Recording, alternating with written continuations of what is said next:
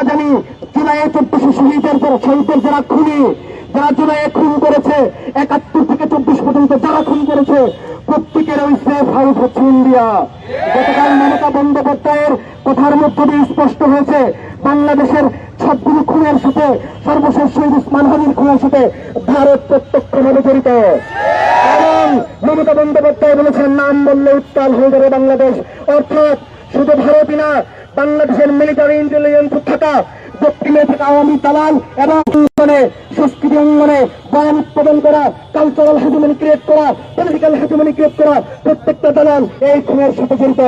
তাদেরকে ধরে বিচারের মুখোমুখি করে 1400 শহীদের বিচারের খুনিদেরকে বিচার করে এবং শহীদ উসমান হাদির খুনিদেরকে অনতিবিলম্বে বাংলাদেশে এনে বিচার করে বাংলাদেশকে একটি স্বাধীন রাষ্ট্র হিসেবে প্রমাণ করতে হবে। অন্যথায় মাননীয় প্রধানমন্ত্রী ইতিহাসের দায় কিন্তু আপনাকেও ক্ষমা করবে না। সর্বশেষ বলে যাই, উসমান হাদি শুধু একটি নাম না, উসমান হাদি আমাদের চেতনা, আমাদের বিশ্বাস এবং ভালোবাসা, আশা, আকাঙ্ক্ষার নাম। যদি উসমান হাদির হত্যার বিচার না হয় তাহলে আবার জুলাই হবে, আবার আবাবিলের মতো বাংলাদেশের তামাম তরুণরা দেশব্যাপী ছড়িয়ে পড়বে, আবার জুলাই হবে, আবার যুদ্ধ হবে ইনশাল্লাহ।